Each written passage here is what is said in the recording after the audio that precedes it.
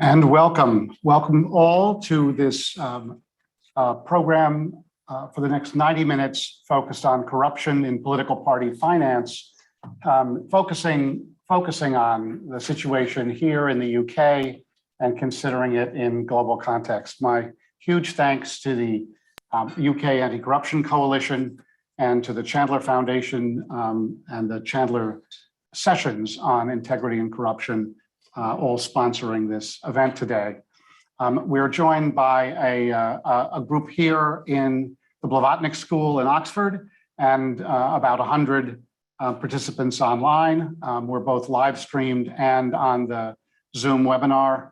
And I hope at least those of you on the Zoom webinar will use the Q&A function and send us your questions and comments. I suppose questions, you can send answers also. Whatever you'd like to include there and join in this conversation over the next 90 minutes. I'm Chris Stone, Professor of Practice of Public Integrity here at the Blavatnik School and Chair of the Chandler Sessions on Integrity and Corruption. And we're joined by all the members of the Chandler Sessions, as well as our panel, which I will introduce in a moment. Our subject today is corruption in political party finance in the UK and more broadly, focusing on the efforts to make reforms and why those reforms are so difficult. A review of the situation in the UK of party finance in the United Kingdom over the last several centuries concluded in 2020 that the system of regulating political party finance here in the UK was, in global context, remarkably unregulated, but predicted that that was about to change because of comprehensive recommendations that were being made by the Committee on Standards in Public Life. Those recommendations were published in July of 2021 with great hope that they would quickly make their way into legislation. But those hopes were dashed. The Electoral Act that finally passed in 2022 included less than a half dozen of the 30 or so recommendations made by the committee. What were widely regarded by campaigners as the most important reforms were left unattended. Since then, on almost a monthly basis, there have been continuing debates, both in the Parliament and across society, about the need for potential reform and the struggle over whether any reform would move forward. Just last month, Politico published a story headlined, "Britain's political parties are quietly raking in millions. No one will say where it's coming from." And the story was about the use of so-called unincorporated associations in the UK by those moving millions of pounds, 14 million pounds over the last 5 years, into the accounts of political parties. That's an amount, some countries that wouldn't buy you a small election. In this country, that's almost the amount the Conservative Party spent on its 2019 successful national elections campaign. That was the beginning of June of last month. And then just a few weeks ago, on a separate dimension of this problem, the Home Office announced that the government was going to remove from a National Security Act that was moving through the legislature, moving through Parliament, remove a provision that had been inserted by the House of Lords that would require political parties to make sort of what are these days standard up-to-date due diligence checks on political donations they received, the same sorts of checks that banks and other financial institutions are today routinely required to make. But that amendment was removed by the government when the bill came back to the Commons. So we have sometimes more than once a month these skirmishes over reform. And we'll turn in a moment to the question of why is it that reform in this area is so difficult? Is it something about the UK? Is it something about these particular reforms? Or is there something about political party finance that is effectively resisting these efforts. To help us with that question, we have three terrific panelists. To my immediate right is Lloydette Bai-Marrow. She chairs the board of Spotlight on Corruption, one of the leading non-governmental organizations campaigning on these issues. Lloydette is an economic crime lawyer and a anti-corruption expert. She is the founding partner of Parametric Global Consulting, conducting white-collar crime investigations, and she was a principal investigative lawyer at the UK government's Serious Fraud Office, the SFO. She's also served in the Crown Prosecution Service and His Majesty's now, at the time, Her Majesty's Revenue and Customs. To her right is Daniel Bruce, Chief Executive of Transparency International UK. He was appointed Chief Executive in 2019, and among many other things, served as an expert witness to the Committee on Standards in Public Life during their review and formulation of those recommendations I mentioned. Before joining Transparency International, Daniel spent nearly 6 years, as Chief Executive of Internews, which is where we met, an organization devoted to press freedom and media development. And to his right, we are joined by Gustavo Gorriti, an award-winning journalist and director of IDL Reporteros, a digital investigative journalism publication founded in 2010 in Peru. He was previously co-director of the newspaper La Repubblica and deputy director of the Panamanian paper La Prensa. He and his newsroom have, in the words of one of his admirers, won every award there is to win in Latin America for investigative journalism, including the Global Shining Light Award for his newsroom's investigations into the Lava Jato cases, which I hope we will persuade him to say a bit about later in this panel discussion. So let me start, Daniel, with you. Why is this so hard? Well, in a nutshell, the people who have the power to change it don't want to change it, simply. And that, in the UK context, leads to a huge elephant in the political room around political party financing. I think that there is a particularly UK-centric problem with the debate as well, because of the dynamics, the funding landscape of our two largest parties in the House of Commons. In the case of the Conservatives, the current party of government, you have a party financing model that is largely based on a relatively small number of donors providing very large amounts, whereas conversely, Labour's support, both directly and through the trade unions, represents a large amount of very small donations. So finding any sort of middle ground between those two extremes in terms of how you transform the model, I think is going to be incredibly difficult. And the baseline from which we're working is really, really challenging, as you've set out, Chris. I mean, there is, this is a kind of limitless Wild West of how much you can pump into the political party system in the UK, because there are no upper limits. And so we're starting from a particularly difficult place anyway. I think that actually the real elephant in the room, though, in the debate, the debate itself isn't happening enough in political circles. But if it were to happen, I think the elephant that we would soon stumble across would be the question of what the alternatives actually look like.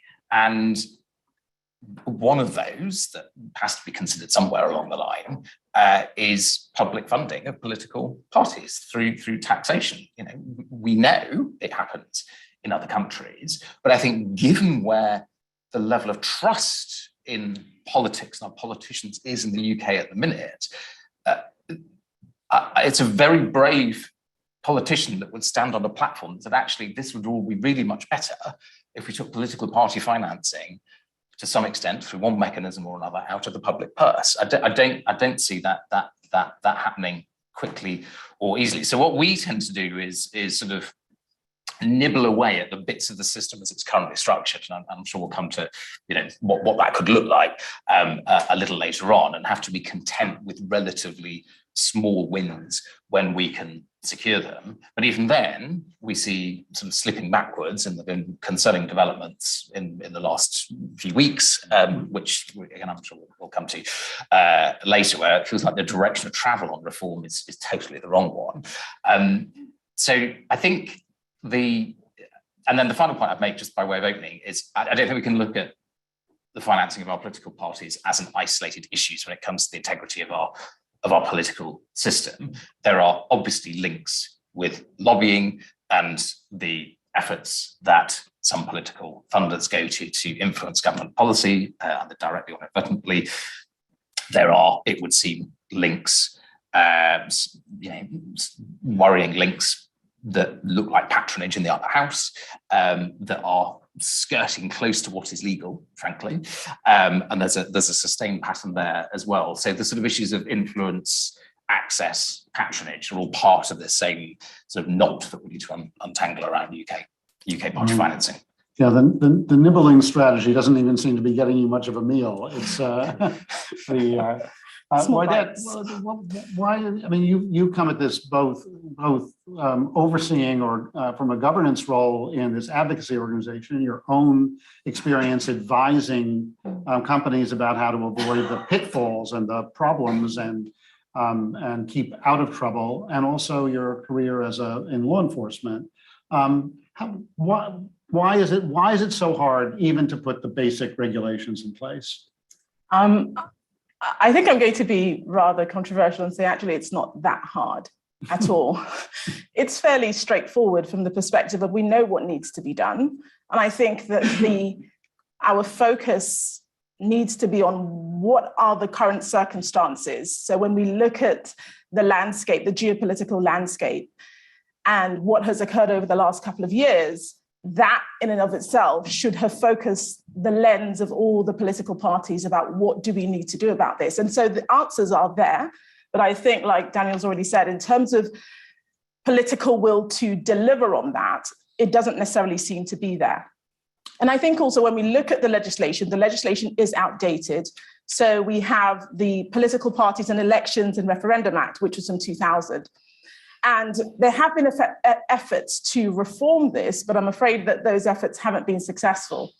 And I think what we need to do is to really think about something that you four actually said, which I really appreciate, which was around this 4 principles of transparency, accountability, practicality, and the possibility of sanctions. So if we look at the reform process as really trying to bring transparency into the process, then think about actually who do we want to hold accountable? Those who are donating money, but also those who are receiving finances from a range of different donors. Then also about how do we make this practicable? How do we make it so that those who are smaller parties, there isn't a massive burden on them in relation to complying with any potential new changes to reform? And then finally, around that sanctions regime, what does it look like if an individual or a party breaks the rules? Are the sanctions in place currently robust enough to prevent or to at least deter the rule breaking? So I don't necessarily think it's that difficult at all. I think that there just isn't. And when you look at actually some of the discussions when the National Security Bill was going through Parliament, it was made law just a couple of weeks ago. You could see that actually there was quite cross-party support in the House of Lords for some of the amendment that unfortunately was removed by the government. But there was cross-party support. So I think it's about how do we make sure that the public consciousness of these issues comes to a point, hopefully, where we can help the current administration and any future administration and encourage them to move forward and deliver on those reforms. Terrific. So I'm going to stay with the UK for a minute, and then we'll come to the global context. The will problem that you both focus on seems to be in high relief here, but it's not the first time. And you will correct me if I'm wrong about this, but I believe in 2014 there was a piece of legislation that, if you read its title, looks as if it's bringing integrity to lobbying, but didn't actually require lobbyists to even disclose at least over a fairly substantial threshold, what they were contributing into political finance. So there seems to be a political acknowledgement that the public wants action on this. So the parties seem, both in their campaigns, their manifestos, and even in the title of the legislation they pass, they seem to be wanting to signal or feel like they're obliged to signal that they are acting in this. So it's not that they don't see political advantage in the issue. It's not about raising voter consciousness, because it sounds as if the parties are already aware that they are being looked at and expected to deliver on regulation and regulation and enforcement of that regulation. But when you look at what they actually do, they're bobbing and weaving enough to sort of avoid any really the kind of tighter regulation we see in some other countries. So what is there something about the political parties, their business models, their revenue models in the UK that is part of the problem here? Yes, I think so. I mean, just coming back to the point on legislation, I think that there's been a smattering of changes to regulations since 2000, which was the last sort of major overhaul, and they tend to be relatively incremental tweaks that, as you say, can give the impression of reform, but they're not necessarily delivering that with significant depth. We sort of clocked up the three major shifts in the law on this, go back to 1883, which was when there was much tighter regulation on election spending, and then 1925 was when it was the paying to get a peerage was criminalized. And then it's really the 2000 legislation on election donations and national campaign spending, which is the kind of baseline for these sort of incremental tweaks that we've seen along the way. But let's look at what's happened in the past week. It's we often see, as I'm sure plenty of people in the room are familiar with, significant announcements sort of slip out just before the parliamentary summer recess, and there've been a couple of things. So there is the limit that the government is sending proposals to the Electoral Commission to raise the limit on the anonymity of political donors in the UK, I think, to about £11,000. It's basically kind of backdating it with about a decade's worth of inflation that nobody's got round to in prior years. So that would sort of significantly uprate the threshold for which you have to declare the source of the donation. And it will also represent a very significant increase in the regulations on campaign spending for national general elections, whereas the Committee on Standards in Public Life has previously recommended that's pulled down by 15%. So nobody sort of checked what that would actually do with the inflation on that side. I think what in real terms, because that's a whole load of inflationary increases all at once, that significantly changes the landscape around the transparency of political donations. That's a political choice that's been made to do that. With the campaign spending, the benefit of having that cap is you reduce the demand on the system. You don't end up with a situation like we see with US elections, where you have these vast amounts of money being pumped into the presidential election campaign, and the campaign limit is intended to reduce that demand. So you push that up, and then obviously you start then allowing inviting parties to raise ever more cash. So I think that it's not there are those tweaks and developments to legislation which could, signal good intent, but then you see steps like those that I've just set out, which really are going in the wrong direction relative to what all of the regulators and those who contact from the margins of civil society have to say on the topic. Yes, I actually just wanted to pick up on a point that you made earlier, Daniel, around whether the public would countenance the proposal by politicians in relation to maybe the taxpayer fund in elections. And I think in light of, the scandals that we see and the disquiet around many different issues, whether it's, the House of Lords and what's happening there, or whether it's VIP lanes and all of these issues, I think actually, in my view, maybe I'm just speaking on my own terms here, but I think the public would be much more satisfied if you, because at the moment the figures are this, the public pay about 12 million a year in terms of contributions towards our election funding. So I think the statistics show that we would need to spend an additional 23 million in order to cover the election spending for the parties. I think that's a really small price to pay in order to potentially remove the need for external donors to fund our elections. And I think when you look at some of the consequences of having this external money brought into our political system, you look at, for example, financing coming from those who've been actually convicted of criminal offences, including fraud and bribery. You look at parties who've received this money, known that the individuals have been convicted and then refused to return the money, knowing that. As a member of the public and a taxpaying member of the public, I would actually prefer for us to spend the money and know that we have a degree of certainty and there is no longer that excuse to seek external funding. Because we spend, I think I was reading an article that said we spend 120 million pounds a year on communication consultants in this country. So 23 million in the grand scheme of things seems like a drop in the ocean. So how, I mean, I don't know the polling numbers or the survey numbers in the UK, but one poll I saw in the US showed that while 80% of the public were absolutely certain there was massive corruption in the financing of politics, there was less than 20% support in the same poll for public financing of those elections. So an acknowledgement that the current system is riddled with corruption and an invitation to corruption, and yet a complete refusal, at least at reasonable numbers, to move towards the one alternative you both mentioned now. So I wonder if there simply is no other alternative, and it's just a question of changing those numbers or figuring out a scheme for doing it, or if there's something else that one can do to deal with that gap.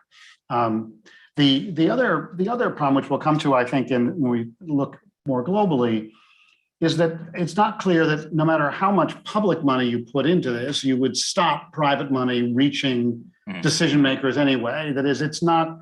Lloydette, you use the phrase, the money being brought into our system, but it's being shoved into the system by people who want influence. And in some ways, what's the alternative for a political party? What have they got to sell other than access? Isn't that the whole structure of the relationship? So. I wonder if you have any thoughts about, are there other proposals other than public financing that you think might make a more than marginal, more than a nibble of a difference in the situation? Yeah. Well, I mean, our policy position on this is very clear in terms of how you tackle the system as it's currently structured. We think that there should be a cap on individual and corporate donations of £10,000. That is particularly uncomfortable for the current party of government because of the size of the individual donations that they receive. But we think we've got to set a level of ambition around this. We think that the transparency reporting thresholds, those that I just mentioned, being lifted because of the inflationary impact, should actually be consistent with the permissibility threshold of the donation, which is currently £500. So that would be a significant change. And there's also, and I've mentioned, we support the Committee on Standards and Public Life recommendation to drop the campaign limit, the campaigning allowance. There's a big hole in that, though, as it's currently structured, because it doesn't include staff. So it includes everything else, but actually, if you were to really look at the number of human beings who are involved in a general election campaign for any of the political parties in the UK, you would find that was a significant part of the cost base, which is not being regulated. So that needs fixing too. Chris, you mentioned the unincorporated association problem. That. As Lloydette says, it is not difficult to fix these things. Actually doing it, you don't need some intergalactically complicated piece of legislation to do it. You've just got to have the political will to do it. And in the absence of political leadership on this and political appetite, it will always be a scandal. that drives change, and that's what history has taught us. Absolutely. So we're going to turn.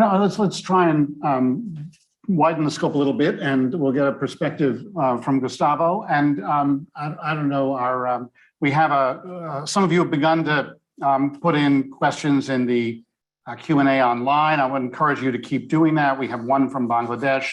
We have Marlene Fort from Jamaica, the Minister of Legal and Constitutional Affairs in Jamaica, who has a comment about the political finance laws there. I don't know if Jamie and the team can get her onto the screen or onto the so that we can hear her comment live.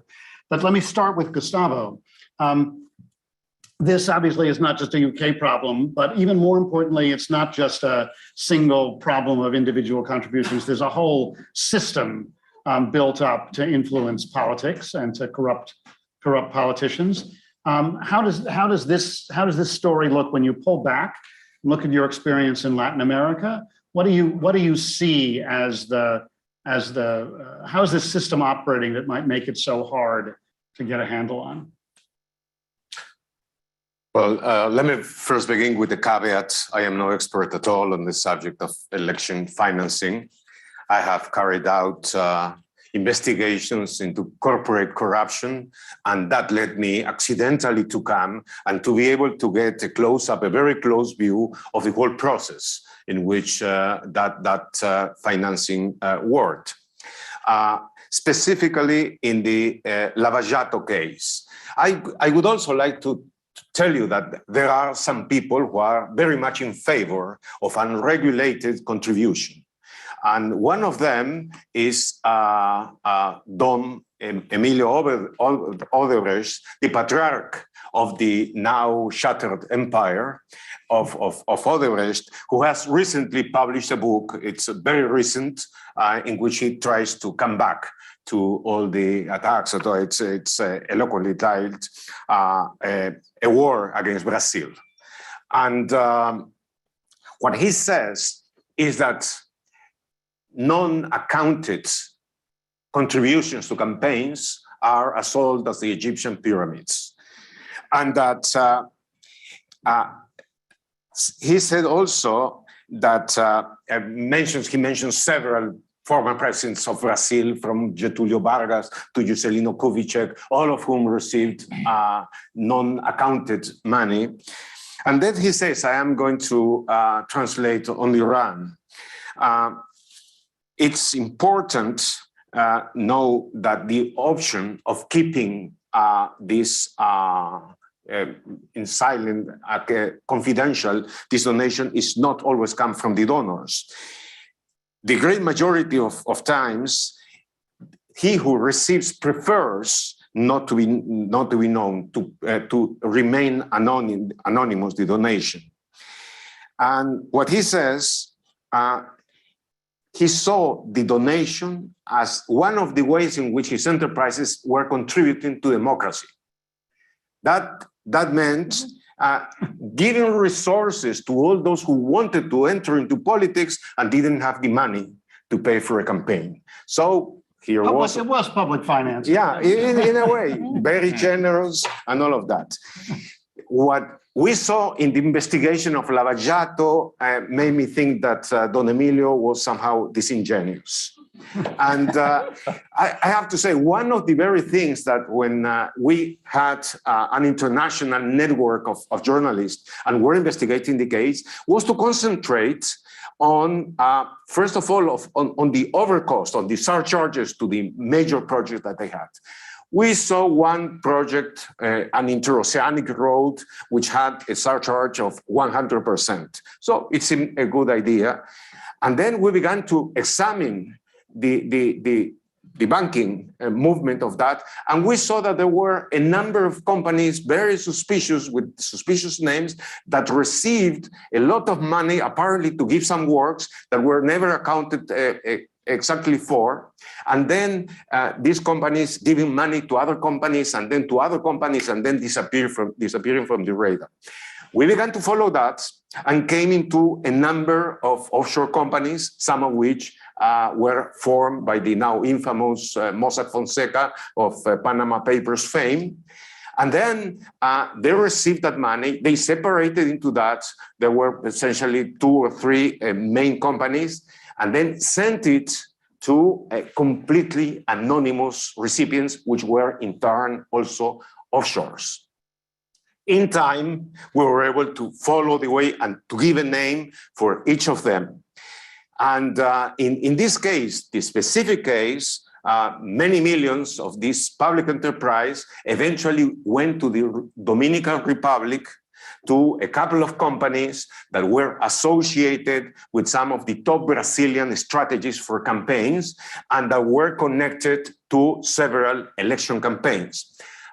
The main strategist for those campaigns was João Santana, who had taken part in many important campaigns in Brazil, and also who had run presidential campaigns in Angola with José Eduardo Santos, in Venezuela with Hugo Chavez, in the Dominican Republic with Danilo Medina, and then also in Panama with José Domingo Arias. In total, about $20 million or so that went to all those places, completely anonymous, and that by coincidence, of course, was closely connected with major interests that Odebrecht had in those countries that it was conquering at the time.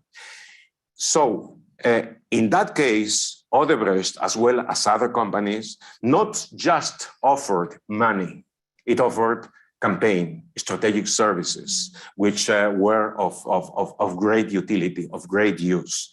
And in due time, also some of the candidates it supported, especially during President Lula's regime, came against some of the local plutocracies in some countries, such as my own in Peru. So in 2011, for instance, in the campaign that brought candidate Humala to the presidency against the daughter of a former dictator, Alberto Fujimori, Keiko Fujimori, the CEO of Peru's most important bank, Banco Credit Corp, essentially decided he has a number, squads of compliance officers all over.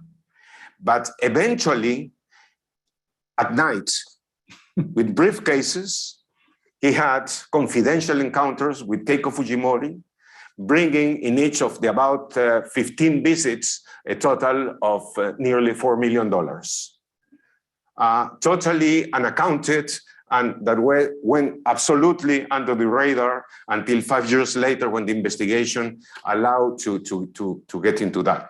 I have to say that at that point, this CEO, Dionisio Romero, was able to elude major consequences because he had top, as you mentioned at some point earlier, Chris, top legal defense. And his legal defense was carried out by a man that was the former international chair of Transparency International, I have to say. But he was pretty successful. He was pretty successful. So there you have the democratization of defense, of campaigns and all that. And my final remarks on that would be, has it changed? The ecology has changed. The predatory habits, no. I mean, at the time of Lavallato, we lived in an ecology of sharks. Now we live on piranhas, in an ecology of piranhas, but they keep growing.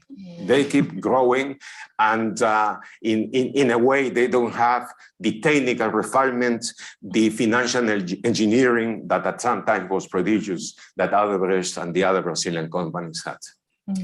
All right. Well, I'm not sure that gives us any more guidance of how to deal with it, but it's a very vivid picture of how this plays out. And in some ways, it's humbling, right? It just suggests that what should our goal be here? What is the goal of reform? Is it are we trying to do we have some hope of eliminating the role that money plays in politics? Seems unlikely. I suspect that money and politics have gone together since there was money or politics.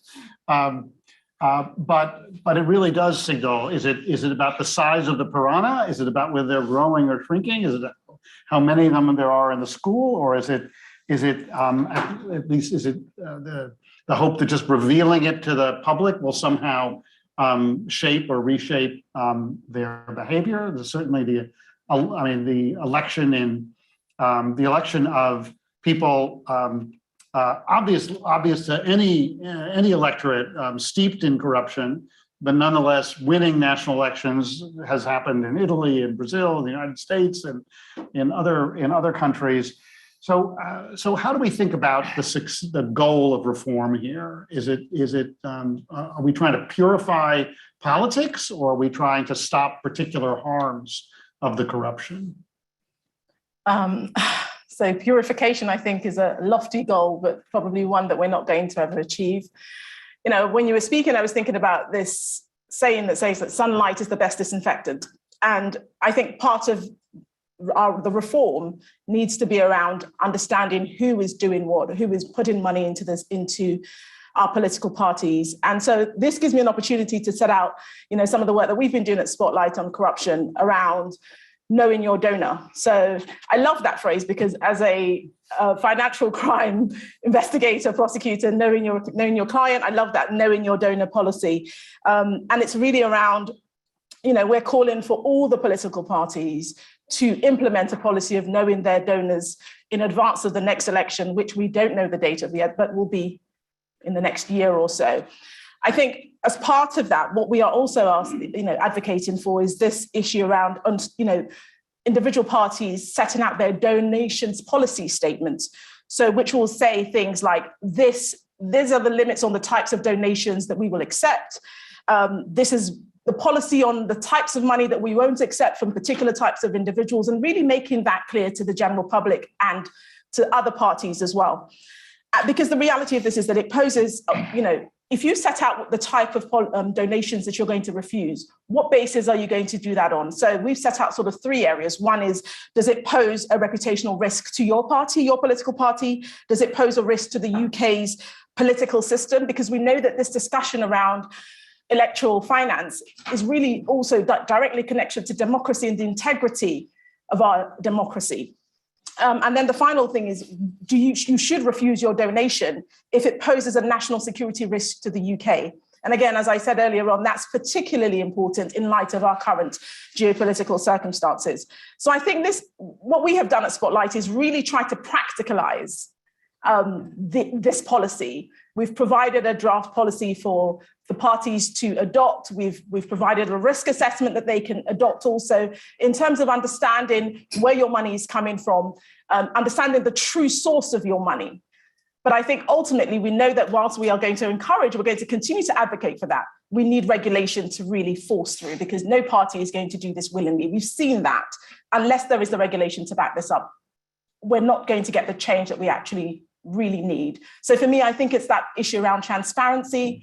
It's around making sure, it's in this day and age, if we expect companies across the world and even charities to conduct AML checks on sources of funding, why should political parties be exempt from that? And it's not that onerous. Right, absolutely. So we're going to widen the conversation, bring all of you in, I hope, including those of you online. Marlene, let's see if we can get you on the screen, and maybe you can, this is sort of, let's see if we could do that. I sort of feel like, I've always admired rock stars who do a big concert and then their friends show up in the audience, and all of a sudden you think you're going to a rock concert with one band and you've got all their friends on stage too. So Marlene is Minister of Legal and Constitutional Affairs for the Republic of Jamaica, and somehow has taken time out from her schedule there to join us on this webinar. So come on up to the stage and play a few songs. Tell us what are you doing about this in Jamaica? Thank you, Chris. We're not quite yet to the Republic of Jamaica, but we're working to achieve that. First of all, let me just thank you for this very important webinar. Couldn't be more timely. It is not only relevant to what is happening in the UK, but also globally. So just wanted to say that Jamaica actually is the first country in the Caribbean to have adopted campaign finance legislation. It's a comprehensive campaign finance regime. We took significant steps in striking the balance between the need for campaign financing and the need for adequate safeguards against abuse. Some parts of the law are in effect and others are to come in. So these are our 2016 amendment to the Representation of the People's Act. And it increases the mechanism for funding political campaigns, not only increases opportunities for access to campaign financing, but also introduced an extensive set of obligations for political candidates, political parties, contributors, and donors. We have new terms that have been introduced in the law. What amounts to a contribution, how it is done. We have campaign finance period, we have a declaration period, but I'm particularly interested in your question about the reform goals. I heard one of the panelists talking about understanding who does what and who is behind it. For me, as a political practitioner, I'll just say that it's so important to know who is wielding influence on your government, in whose interests are decisions being taken, and who is influencing decision. That's usually a hidden hand. And I think anything that can be done to bring this in the spotlight will go a far way in helping the people who the government is supposed to make a decision on their behalf. So these are my initial comments, but fascinating. Arlene, well, before I let you go, you're the only elected politician speaking on this subject, I think, at least in this hour. So let me just pursue this a little bit, because it's one thing for the House of Lords to put these amendments in when they have lifetime appointment and they no longer have to face the voters. And it's one thing for civil society organizations to campaign on this, for investigative journalists to focus on it. But you're speaking in some very similar language, and yet you run for office. You're sitting in the cabinet now. You're part of a political party that's in the majority. What is it? Why is it that there's this sense that there's no political will among politicians? You seem to have enthusiasm for this. Do you pay a price for your support for this, or what is it that allows you to take up this issue when other elected officials seem shy? Chris, you always know how to ask the tough questions. Admittedly, it is not an easy issue. And when you are in elected office as part of a team and you take a stance on issues that bedevil a system, of course you pay a price. I mean, that's the best hidden secret. But I think it's clarifying what it is that you stand for, because if you do not stand for something, you are going to fall for anything. And for me, I know that there are people who are relying on me and others like me to take decisions in their best interest. Now, decisions are not taken by the best and brightest. They're taken by those who have the power to do so. And I think this is something that you in your class, the EPLP program, has pointed out, that we can't shy away from doing the things that we are empowered to do. I myself, I'm always fascinated. People in office behave as if they are seeking office, and those who are seeking office behave as if they are in office. And so I find that things really never get done. Well, I come with a sense of purpose of wanting to see things done in the interest of developing my nation and ensuring that there is integrity in public life. And I know that money is an issue that says a lot. I mean, if you look on your budget is your biggest indication of what your priorities are, no matter what you talk about. And I think more we can understand who is influencing the people who have the power to make decisions, the better we will know what really is happening in government. So for me, it's really no magic. It's about using the power that you have to do what is required to advance the best interest of the people. Terrific. Thank you so much. Thanks for joining in the conversation. I'll come back to the panels and also to the room in a moment, but let me ask, we also have Janet Love on the, who's joined in. Janet, can we see you? We can get you. There we go. Hello, Janet. How are you? Hi, Chris, and good day to your panel. Thank you for the opportunity to listen in on a very important topic. So thanks a lot. Let me just tell everyone, Janet is in charge of the National Electoral Commission in South Africa, and the South Africans are heading into a highly contested national election this next year. Janet, and there's been a lot of reform legislation. How do you, when you think of the challenge of making meaningful reform, what do you see what does success look like? What should we, if we're not going to purify politics overnight, or maybe even in this millennium, what should the goal of reform in this area be? What's a realistic goal that the regulation of political party finance can achieve when the concern is about corrupt influence over political parties? Do you have an answer in South Africa? So just a quick disclaimer: my first term as an electoral commissioner came to an end, and that whether or not I serve a second term is not clear. So right now I am footloose and fancy free and speaking on my own behalf. So just that disclaimer. But look, I would say that the situation in South Africa is really one in which we're really grappling with all of the same issues. And we maybe have attempted to put in place some solutions, and I'll come back to that in a second, to deal with possibilities of alternatives. But I think that the key issues at play are first and foremost being able to give people a sense of who they're voting for. And money obviously talks.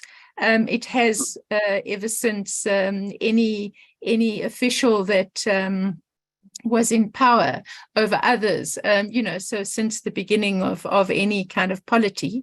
But it certainly talks now. And so it's to have the transparency about, who's doing the talking, who's doing the manipulation behind the scenes and so on.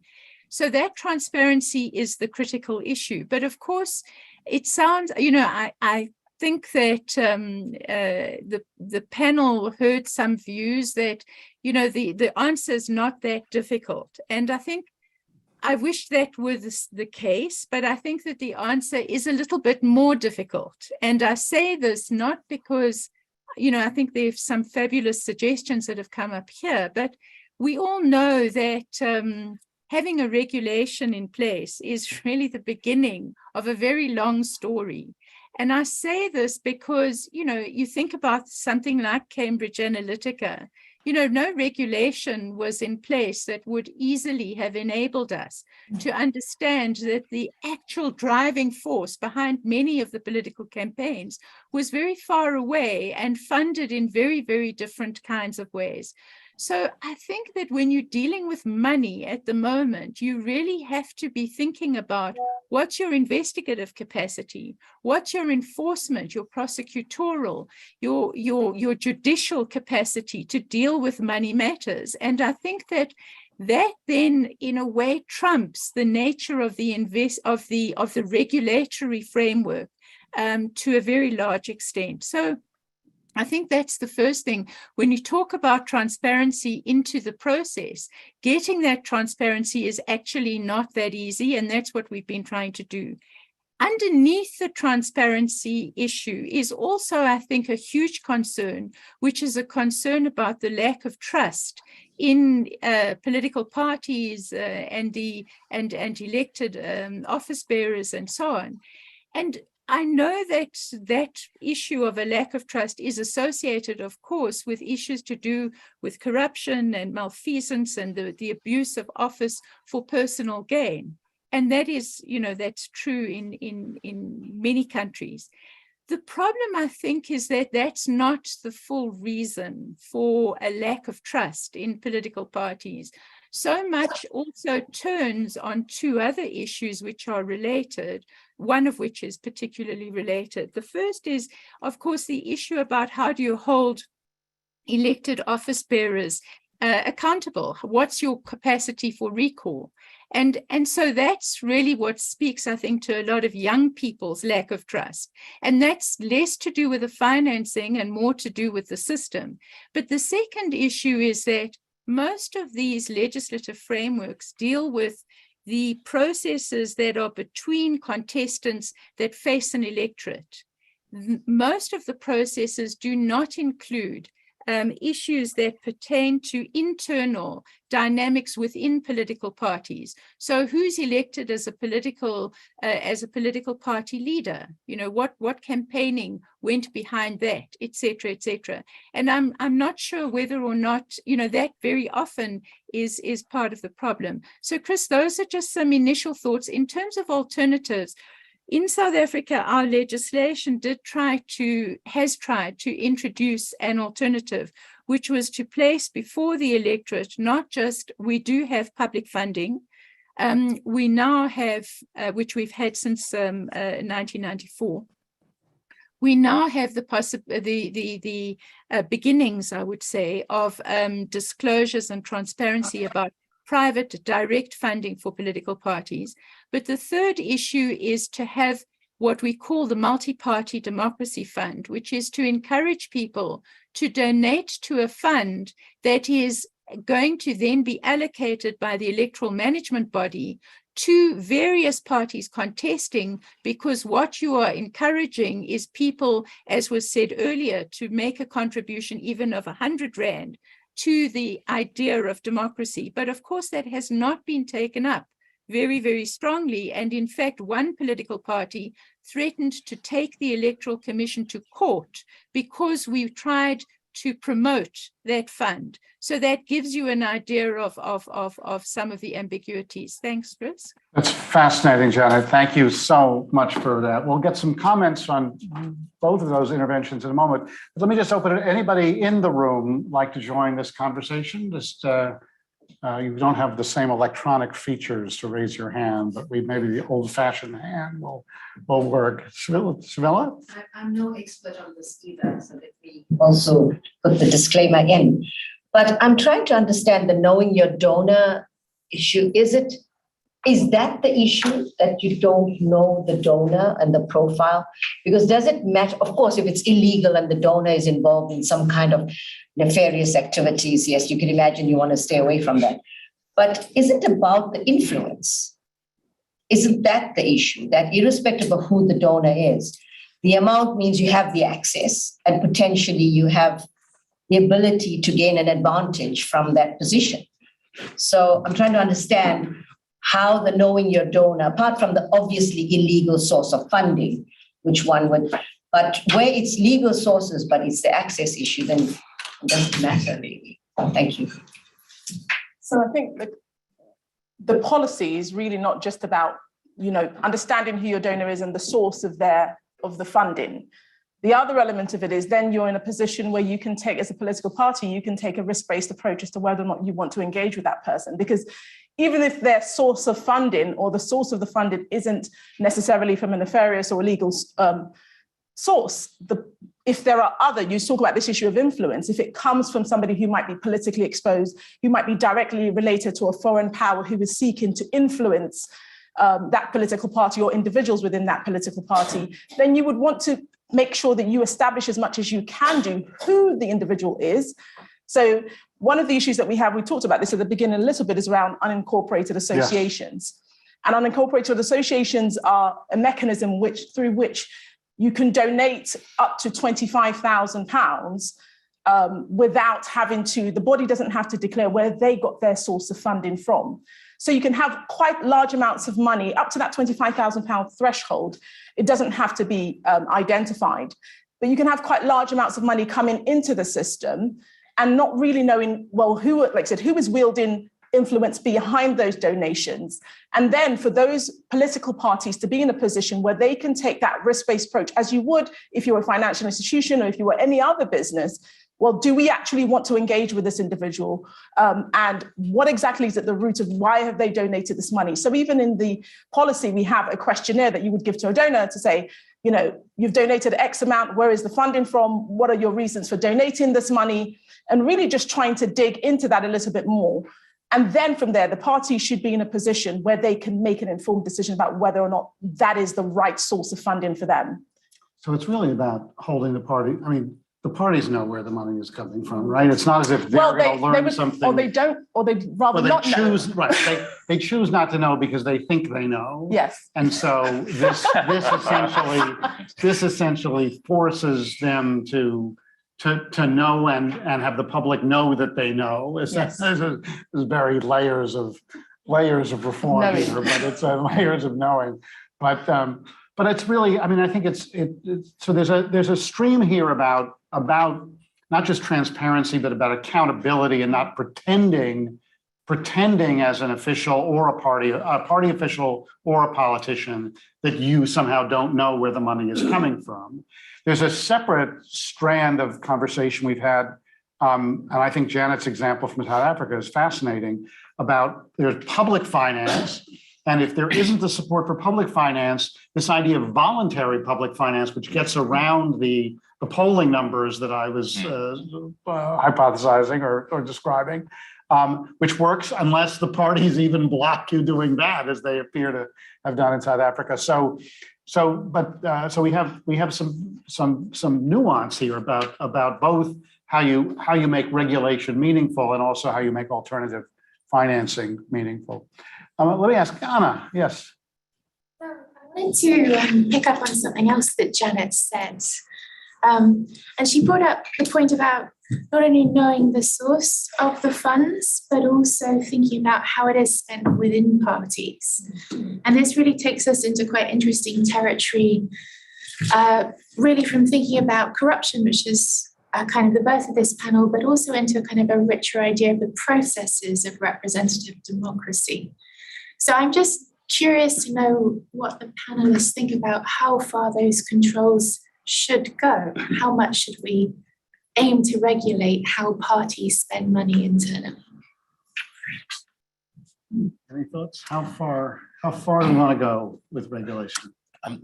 Could I talk a little bit about influence, kind of in response to that, because it's also, the point has been raised by both of the speakers online as well, because I think some of our thinking on this partly gets to the point that you're making. We did a piece of research, it was 2 years ago, into the prevalence of political donors to the party of government, UK government, with an interest in the property sector. So big house builders, construction companies, large estate agency chains, and so on.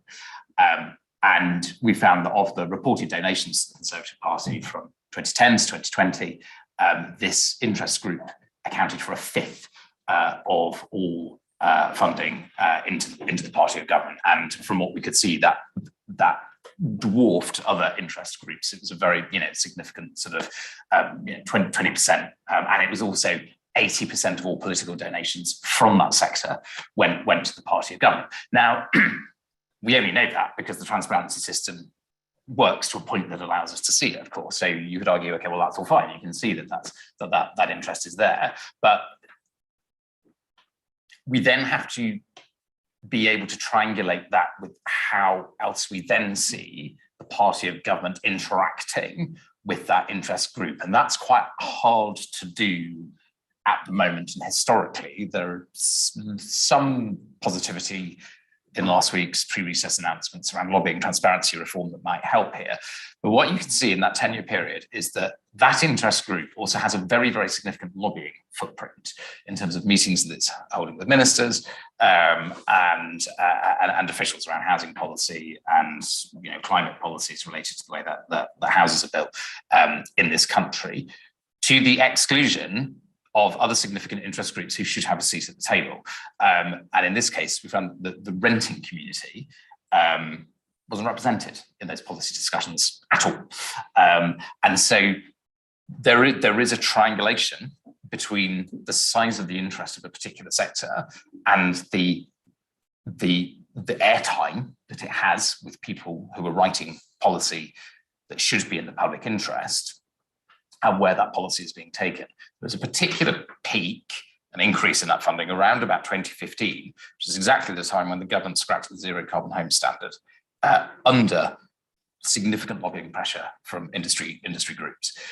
So I don't think this perhaps gets to the point of how do you regulate how the money is spent, but we can't, as I said right at the beginning, I don't think we should be looking at the money and the scandals and the worries about particular types of donors as an issue in isolation. We've got to then follow the money through the lobbying returns, the ministerial meeting information, the way that policy is developed, who is consulted, and so on. And that's where the genius of people like the colleague sitting to my right is much needed and is in short supply, because that is hard, long work, but it's absolutely necessary.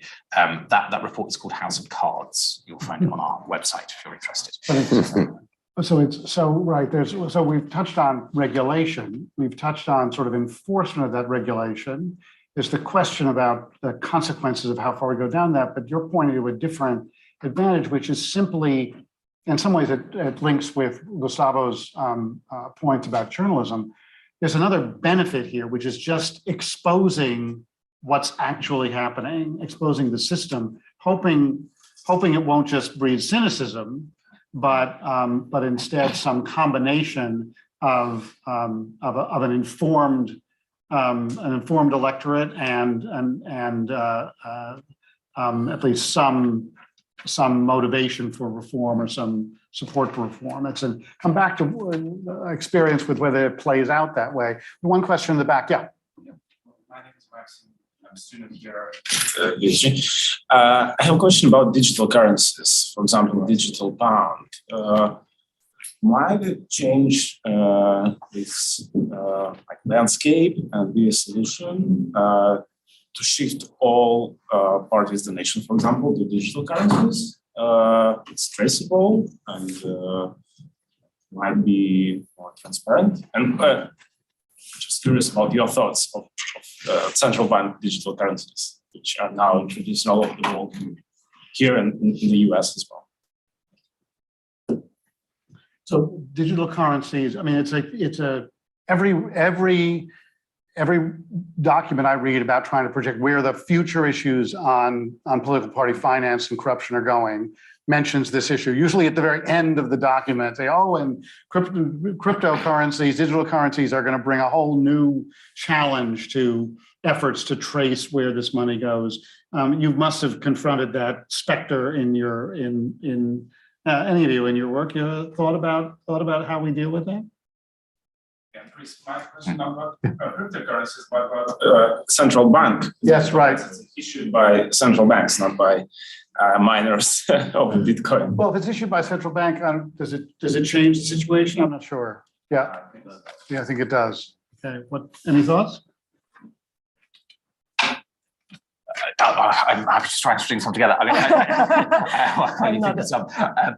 think it has the potential to. I think that, but whilst the regulatory landscape is as it is, and unless that is used as a vehicle that obligates the transparency, I'm not sure again that it would, that there would be sort of transparency by design as a result of the means of donation. I mean, in a broader sense, I know that our friends at the National Crime Agency, the thing that keeps them awake at night in a general sense is cryptocurrency risk around money laundering. I know it's a different point to the central bank issued donation prospect that you raise, and I don't see the sector, whether it's enforcement, whether it's us as civil society, massively catching up with that race at the minute. And again, on regulation, as the technology develops, as ever, regulation is dragging behind. So, for example, on electronic money institutions, which are not subject to the same rules as the banks on the Financial Conduct Authority, we found it becoming potentially a bit of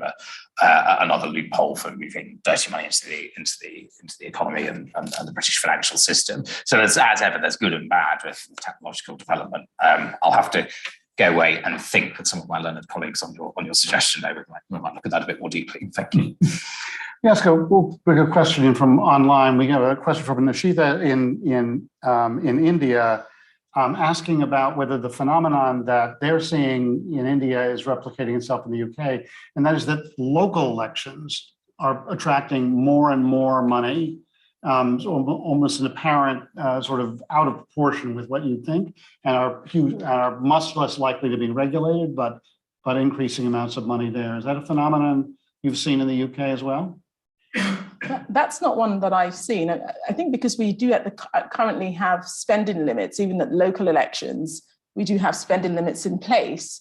So, and we know that there have been enforcement action where, for example, a particular political party has breached those spending limits. But from what I'm seeing, I haven't noticed that there has been any breaches of those limits, particularly at the local level.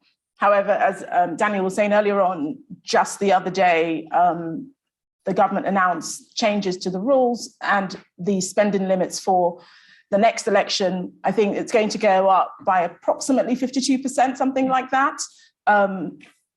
So therefore, that potentially changes the game in terms of how much more money will be deployed in local elections as well as the upcoming general election. But I haven't necessarily seen that trend. I don't know if you have. I think I'd agree with that, but only because I'm kind of ignorant of not having looked at it too closely. But I know we haven't seen sort of significant sort of, if you like, scandal emerging from local elections. There have been issues in some local authorities, but there have been different kinds of corruption and bribery scandals, such as in Liverpool a couple of years ago on planning, but that's slightly different. Great. I'm going to bring in one more guest online. Ko Esman is advisor to the president of Ghana. Ko, good to see you. Thank you for joining us. I'll bring you onto the stage. I don't know if you've got a guitar to play, but at least you can join in with a comment. Well, do you have a comment or a question? How are these playing out? How is this issue playing out in Ghana? Thank you very much, Chris. And it's always exciting to join your programs. Very thought-provoking. Interestingly, in Ghana, at this particular point in time, we're going through a series of, I wouldn't say legislative or regulatory reforms, but more of an attitudinal thing. We don't have that many legislation that tackle political party financing or political financing or financing politicians. All we have is one legislation that has two sections that deal with who can give you money and the obligation on political parties to file returns with the Electoral Commission. And that's as far back as 1994, 95. There hasn't been anything else since then. But in Ghana, money and politics, sort of go hand in hand. And you find, politicians involved in a lot of scandals. I mean, we're currently in the middle of a storm with, a minister of state who had to resign as a result of monies found, about $1 million found in her house. And that was stolen from her house. And the special prosecutor has gotten involved with it, and so politics and money in Ghana, sort of go hand in hand. The electorates are expecting money. The politicians know this, and they use that to their advantage. But what I have seen, though, is that as this sort of grows, there's also the other aspect of we formalizing our economy. And that actually takes away the cash element, because Ghana at the moment is a very cash driven economy. And so it's easy to move money around in the cash form and to distribute it. And once, the politicians when we are in office, there's the tendency to then, give contracts to people that would then give you money back to be able to run your campaigns. But over the last decade, there's been a consistent effort to, bring the economy into a very formal, sector of formal economy, making it more, digital, making it more difficult to actually, use a lot of cash. There's a comment that was made by one of the panelists. I can't remember who, but it's a theme that runs across all the conversation that has been had today, which is that there's, the lack of transparency and the lack of trust of politicians. So when you go around and you speak to, local people, asking them as to why they're getting involved in politics, or the first thing is money.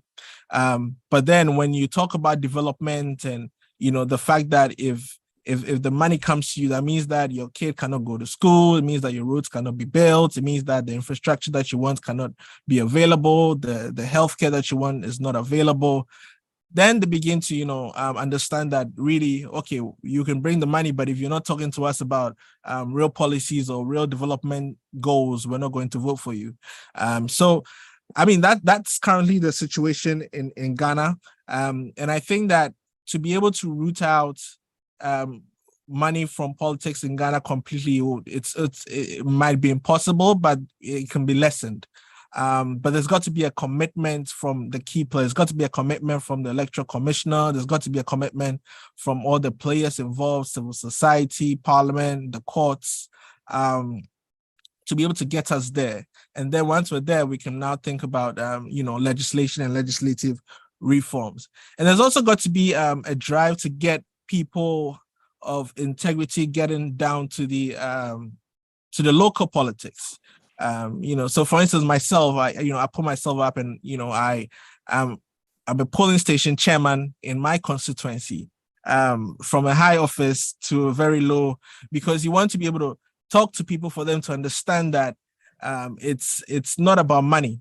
It's about getting the right people to be able to serve, the community. And when they see someone like me at that level, I mean, obviously, when they're bringing money, they don't bring it to my constituency because they know that they can't do that. But, if a lot more people with integrity are able to go down to the grassroots, it then begins to change the way we approach politics and the money in politics. Thank you. Thanks, Go. And let me see if we're going to have time for, yes, sir. Yes. I'm Richard Seaburn, representing the Quaker Truth and Integrity Group, a newly found body, which is why I'm here. But I remember being in Washington, and the local Quaker office ostentatiously took an envelope for the campaign of a potential congressman. And in this country, we seem to have the leadership group being in control. Therefore, the party funds is what counts. Therefore, the local politician actually doesn't have much say. Therefore, he isn't in a position to get externally or internally funded. And I just wondered whether this is something that worries people, the centralization and the absence of control within Parliament. So, complicated, layered question, right? You've got a question that's both about the central role of parties in the UK. Is there something distinctive about that or particular about that is either a plus or a minus in terms of controlling this? But you've also got the question of the individual candidate, the individual parliamentarian who may not be receiving the envelope in the way that you describe here, but there's still the issues of second jobs and consulting and other sort of individual emolument. How do you think about that the design question between the responsibility of the centralization, as our questioner speaks, the centralization of fundraising and the temptations or the challenges for the individual politician? I actually think that the centralization of the funds is actually a safeguard to some extent, because we look at other countries where you can personally donate to individuals, and vast sums of money are donated to individuals. I think the centralization, in my view, is a safeguard, and that it works to hopefully hold back the fort in some senses. But I think the point that you make, Chris, around, well, whilst you may not be getting that envelope across your desk, we have this rather knotty issue of second jobs. And I think there is increasing public disquiet around MP second jobs and the influence that comes down to bear through their second jobs. And we were talking about this in a conversation around, the Owen Paterson affair, and lobbying on behalf of his other employer, so not the British people, but an other employer, and asking questions in Parliament, and in essence, taking action that was influencing and putting his employer, Randox at the time, in a more favourable position than they ought to be, and not declaring that he held a position with that company. So whilst we don't necessarily have the cash across the desk, we do have this issue of second jobs. And I think the next administration will have to look at this and possibly think about how they manage this issue of second jobs. The reality is the British people say, well, you're employed by us. What are you doing with a second or a third job? You should have enough to do if you were doing your job properly. And potentially. And it is supposed to be a full-time job. It is right? supposed to be a full-time job. Right. Yeah. Can I just add to that? I mean, I think the Commission on Standards in Public Life, when it was first set up, looked at this issue of second jobs and found that its view at the time was that it was not a binary question. That there are there are nuances that need to be considered around the value, particularly if we have increasingly a generation of career politicians now, that actually, if our elected representatives have some other exposure to the world of work and life outside of the Westminster bubble, arguably that's beneficial to our democracy. I'm not necessarily saying that that's our position, but I think that this issue needs to be looked at in a very nuanced and careful way. We recommended after the Owen Paterson saga and the general sort of furore that caused around second jobs, that second jobs, that there should be some check, there should be some control. At the minute, it's quite flexible, very flexible in terms of how MPs do this. And so you could make an argument, for example, that all second posts have to be run through the Parliamentary Standards Commissioner to ensure there is no conflict of interest there, to ensure that that this is going to add value to the public interest that they serve, rather than just add pounds to their bank balance in their spare time. But on Paterson, I mean, and I think we need to be clear here, actually the system did work there. As Parliamentary Standards Commissioner, which is, that bit of oversight is much stronger than oversight of government standards, which is something we remain deeply concerned about. But he was found guilty of egregious breaches of the rules. The then Prime Minister responded in a slightly unorthodox way, which caused the sort of whiff of scandal. That whiff of scandal around that has drifted out of the room now. And then just very recently, and I've got to do a media interview on this very topic later, the government has quietly said, actually, let's get rid of those things that Boris Johnson promised on controls and second jobs, because it's a couple of years past since Paterson, and it's those backsliding things that we really have to watch out for. Well, that backsliding lets me connect to a final question. We have two or three from online. I'm just going to combine into one question. Really coming back to some of the scale of the operation that Gustavo described, and the danger of that the harms of corruption here are on a different scale than some of the responses we have to it. And the way three of our questioners online have put it is the problem of state capture. Now, state capture has meant different things in different moments and in different contexts in different countries, in Eastern Europe and South Africa. And there's a professor at Harvard Law School who's been on about the problem of state capture in the United States and the capture of politics. What he describes as there being two elections. First, there's the election of money, and all the big money decides who's going to be the candidates, and then the people of big money is allowed to run, get to put themselves before the voters. But whether it's that American style of capture by money, or other forms of state capture we've seen described in other countries, the threat there is that this is not about stopping the individual corrupt politician or the individual corrupt donor. The problem is something fundamental about how the interests of big money have taken over the political agenda and what's politically acceptable even to debate, to discuss what the priorities of government are, that's no longer a conversation with the people of the country. It's basically a conversation with moneyed interests and those with money to support legally or illicitly the campaigns. Is there a problem in the UK? Is that a threat? Is that a danger? A drift towards Americanization of the way money controls the agenda and even the array of candidates presented to voters?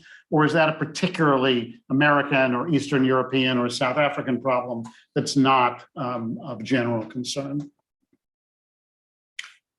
Gustavo. I mean, I can't say about the UK, but what I can say is, for instance, about Latin America, and I think a good part of the rest of the world. The concept of a state capture perhaps is not as precise as it should be, because you can have an entirely ideologically driven state capture. In this case, we're rather talking more about something which you spoke about before, about influence. And in this case, what I have been able to find out through all these investigations into corruption is the build-up of systematic, articulated influence into the whole decision-making process in order to orient it to certain goals, which are absolutely profitable goals for those that are interested into that. Again, coming back to the Lavajato case, the amount of financing in their money, they had this entire underground bribe division, as it was called. But it was a bribe division that moved more than $4 billion. Inside Odebrecht, this is inside the company. Yeah, more than $4 billion in about 6 or 7 years. And just about Odebrecht, because it was an entire cartel of other companies, not as powerful, but nearly as much as Odebrecht. In this case, in many cases, they supported opposing candidates in the same campaign, just to play safe and to be entirely sure that things will proceed.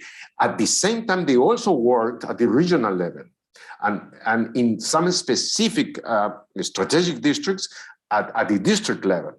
So they try to cover all the different parts of the chain, going from the presidents, and in the case of Peru, for instance, all the presidents in the 21st century, save one, the first already deceased, were found responsible for some sort of criminal compromise with that. And it was because investigation was more thorough than in other countries, because I think that it was very much the same in many other countries. In others, it was more focused, but in almost all cases, it was trying to find the specific influence on people who would have decision-making power onto the ways that the state would contract with them. Now, after the Lavajato case, you still have the same basic process, perhaps less sophisticated, with the Chinese companies, for instance, that they are not very particular about keeping appearances at all moments, but it is still the same. And essentially, it is not a direct state capture. It is to try to sustain, to have sustainable levels of influence in the decision-making process in what pertains to them throughout. Any final thoughts on either state capture as a threat to the UK, or any other final thoughts on the conversation? I think it's, I would refer people to the writings of Professor Liz David Barrett, Sussex on this topic. I think she sets out very clearly what you might describe as a state capture playbook and the different elements therein. And she would argue, has argued that it's time to just check that playbook against the UK context, because it's a very subtle thing, and often it gets noticed by the public when it's too late. And I think the fact that we're having the debate and that's in the media is important and is valuable. I don't think it's beyond reach that we can incrementally take the corrupting influence of big money out of our politics in the UK. History teaches us that whilst we might like wholesale change, precedent delivers incremental change, and we have to be patient when we take 2 steps back from our 1 step forward. It can feel at times in civil society like we're banging our heads against a brick wall, but then hopefully sometimes a scandal will come along, as I said earlier, and we have another ready solution to deal with the problem, to paraphrase a former Prime Minister. In 2020, the Intelligence and Security Committee released a report, and in that report, they said that the Electoral Commission should be given greater powers to deal with foreign interference in elections. And that's what I really wanted to end on, was this. So that happened in 2020, and then we know what happened subsequently thereafter. And I think we're still in a position where our Electoral Commission isn't necessarily fully empowered to tackle some of these issues. The minister from Jamaica made an excellent point earlier around ultimately it's about ensuring that we do the right thing and ensure we know who is wielding influence and for what purpose. So I think that when I reflect on the conversation that we've had, I think I'll end by just talking about the Electoral Commission and its own increasing concerns around the direction of travel. And there are some who have said that recent legislation has weakened the Electoral Commission to some extent. And I think that isn't a good sign, because we do need a strong independent regulator. So that for me is an area that I think going forwards is, we need to make sure that the Electoral Commission is a force to be reckoned with, can conduct its investigations relatively quickly, and can utilize the full scope of its enforcement mechanisms, both for civil and for criminal investigations. Terrific. Well, on that note, we're going to end this event today. Thank you all for joining. Thanks again to the UK Anti-Corruption Coalition and to the Chandler Foundations. And thanks most importantly to our panel, Lloydette Bai-Marrow, Daniel Bruce, Gustavo Gorriti, and to all of you. With that, we are adjourned.